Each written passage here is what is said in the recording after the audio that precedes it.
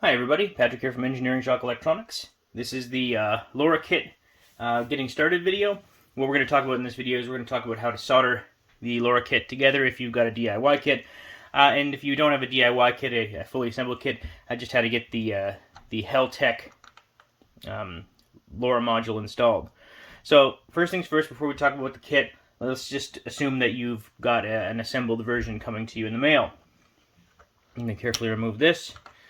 So you got your Heltec module right here, OLED LCD on the right, USB on the left. There's a little indicator right here suggesting USB. Make sure that it goes in the right way. You turn it around, you power it up, you're going to fry something. And be careful. There's a little antenna here for Wi-Fi you have to be careful of. You don't want to damage the OLED LCD. So once you're done, you're going to want to install the antenna. So let me show you the close-up of the antenna connector. Right there. Now this can be kind of tricky. What I'm going to do is I'm going to use a set of tweezers. You should use a small flathead screwdriver, something flat. And what you want to do is you want to line it up carefully until you feel that it's in place, and then gently push down until you hear click. You know it's in place when it moves around freely, but you want to be very careful. Now your antenna is installed, and this is a 915 megahertz antenna.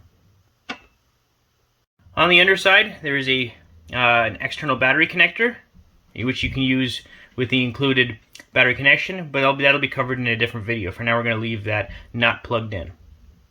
You are now ready to upload your Arduino scripts. If you're part of the Kickstarter campaign, those will be available to you. So, we've got our assembled unit put together. Easy peasy lemon squeezy, right? So now let's talk about what you'd have to put together for the DIY kit. Foolishly, I don't have any DIY kit versions of the Heltec module left. Those went out with the Kickstarter campaign. But as you can see, there's two 18-pin headers, and that's all you need to solder. It comes, your Heltec modules will come with two headers. And what you want to do is you want to put one in this side, hold it with your finger, touch some solder to one of the pins until it's in place, make sure it's at 90 degrees. Do the same thing on the other side, and then you want to solder all the pins. Now what you have to be careful of, and you're going to have to be very mindful of this connector is kind of robust, but you have to go underneath it. So you're going to want to keep your soldering iron as low to the board as possible and solder each of these pins and do your best not to touch this connector right here. If you touch it, it's not going to be a big deal, but you want to be extra careful. You don't need to put a lot of solder on, just a tiny little bit. If you feel weird about this area, just dab a little bit of solder, and it doesn't need to be perfect. So yeah, so then once you have that soldered, you can put it into the LoRa kit board. And I suggest putting your antenna on after it's installed in the board. It's just easier than if you're sitting here, having it outside of the board. But this one already has obviously everything soldered and the antenna put onto it. So next up, the kit. Let's talk about the components that come with the LoRa kit. There's a 5mm jack, power switch, 2-pin header. Actually, we'll talk about the headers in a bit, but I'll mention the headers as we go. Motion sensor with Fresnel cap. If I pop this off, the Fresnel cap helps filter out ambient light. It pops off. There we go. Motion sensor. I'm just going to put that back on. 4-pin header, 5-volt buzzer, a 2-pin header, a 3-pin header, an 8-pin header, 2 8-pin headers, 10-channel dip switch, 9-channel dip switch, light sensor, LDR, microphone, 2 18-pin female headers, 2 6-pin headers, 2 2-pin headers, and 2 capacitors.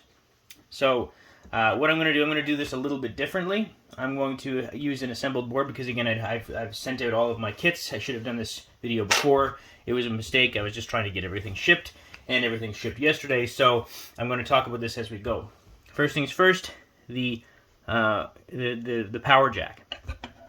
It has 3 pins. It only goes in one way. What I like to do is hold it in place, solder a dab here, and then once I'm certain that it's in and it's held in place, I'll solder the remaining 2 pads, and then I'll reflow this one, just so it's a nice solder joint. The power switch goes in one way. You see that little indent? That faces the motion sensor. Now this takes a little bit of, you should put this in actually excuse me, before the 5-volt jack if you can. It's a little bit tricky, takes some finesse to actually get into the holes, but just be gentle and you'll have no problem. So when it comes to the headers, you get two kinds of headers, female and male. In the case of male headers, you get 3 40-pin headers. And what you do is you just snip as you go. So if I need a 2-pin header, take my wire snips, 2-pin header. If I need a 4-pin header, you have extras. I've given you extra. I've given you 3 40-pin headers. That's more than enough to populate the entire board. So those go here, here, here, here, here, here, here, here, here, here, and here. And what I like to do when I solder each of those into place is, again, take my fingernail, hold it down, dab one pin, make sure it's in place, it's not tilted, and then I'll solder the other pin and then reflow the original dabbed pin. That's how I like to do it. What order you do this in is completely up to you. Now, in the case of the 40-pin, the female header, you get one long header, and it's 40 pins. Each of these are 18 pins. So what you want to do is you want to count it out and be very careful of this. At the 20-pin line, cut it, and then you'll have essentially 2 20-pin headers, and of course you'll have some damaged header in the middle, and that's okay because we only need 18. So then you want to trim it down so that you get 2 18-pin headers. Place them at 90 degrees and solder 1 or 2 pins while holding it. Make sure it's nice and uniform, and then solder the rest of the pins. This does take some finesse when you're cutting it. Just be careful. Light sensor goes right here. There's no polarity. Just put it in. Make sure there's about 1 or 2 millimeters between the board and itself. Solder one wire. Check it. Is it sitting flat? If so, solder the other pin. Sorry if I sound a little bit sick. I am. The buzzer. The buzzer has a little positive symbol, and that matches the actual board. Let me just show you quickly what an empty board looks like. I got a few of these left, just not enough components to populate them. So you'll see right here, positive symbol. Place the motion sensor, the 5-volt buzzer in here. You want to make sure this header is populated first. And with the positive pin to the right, the positive indicator is on the actual top of the buzzer. You'll see it right there. And then when you populate it, positive goes to the right. I like to hold it in place. Solder to one side, just like everything else. Check it, make sure it's in place. Solder the other pin and reflow the original pin. Now the motion sensor goes right here. Sorry. And it only goes in one way, and there's a little indicator right here. It only goes in one way. Don't get your fingerprints all over the window. As you saw before, there is a little window here, and you don't want to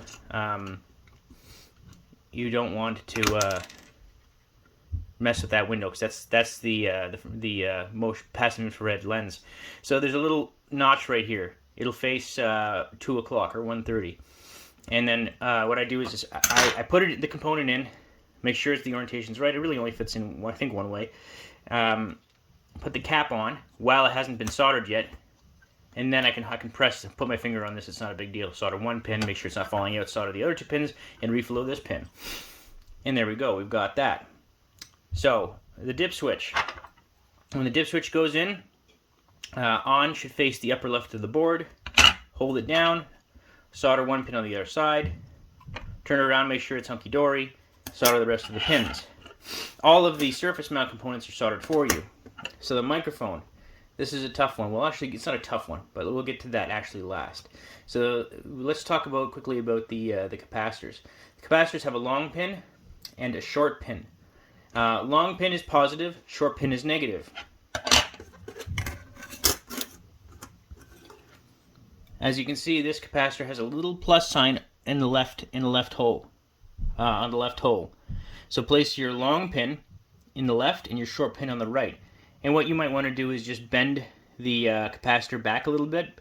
So in this case, your capacitor might be a little bit bigger than this. If it is, you just want to bend it back before you solder it so it's kind of laying on the board, because you want to make sure that the capacitor does not exceed the height of this. Same thing goes with this capacitor. Actually, this capacitor is fine. You don't need to bend it down. But in the case of this capacitor, they're both the same value. There is a little plus sign again on the left. So you have your long pin going into the left and your short pin going into the right. If you turn those around, they're going to get really hot and blow up when you power the board up. they're going to cause all sorts of problems. So those capacitors are very important. So as for the microphone, let me just pause the video for a second. The microphone has 2 pins, positives on the bottom and negatives on the top. Negative is actually connected to ground. Now, look at this. How do you know which is positive and which is negative? This is the tricky part. And I don't say tricky, but what you need to do is set your multimeter to resistance or continuity, and measure see which pin is connected to the outer shell. That is your negative, and that goes in the top. So I've predetermined that this pin is actually the negative. What you need to do is take your multimeter and test which is the negative pin. Because there is actually a little indicator on here, but it's very hard to see. There's a little green indicator that shows which is the negative pin. But what I do is I take my multimeter, measure the resistance between here, the shell, and both pins. There should be a short between the external shell and the negative pin. And once you find the negative pin, let's just say it's this one, it goes in the top. Now, why am I not showing you with my multimeter? I'll tell you why. Actually, I could probably do this. My multimeter decided, after years and years of operation on the same battery, to die today. So I got a continuity mode. Let's just see if I can get it to make it last.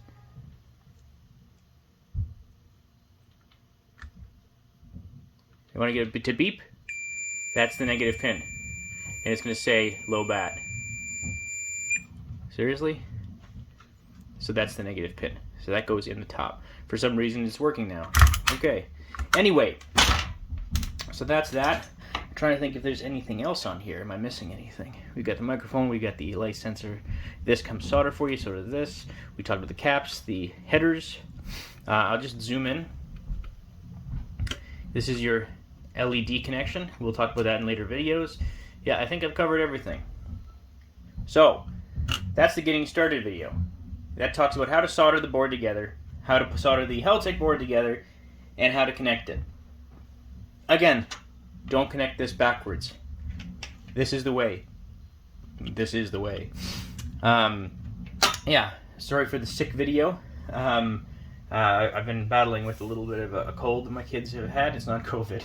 But yeah, thank you to all of you who pledged towards this campaign. I hope you really like these modules. I'm going to upload this video, and if you haven't already, make sure to check out the project page, because the project page houses the getting started information, the driver information for the Heltec unit, and the how to install the document tells you how to install the libraries into Arduino, and that's it's not tricky. You just have to make a couple steps.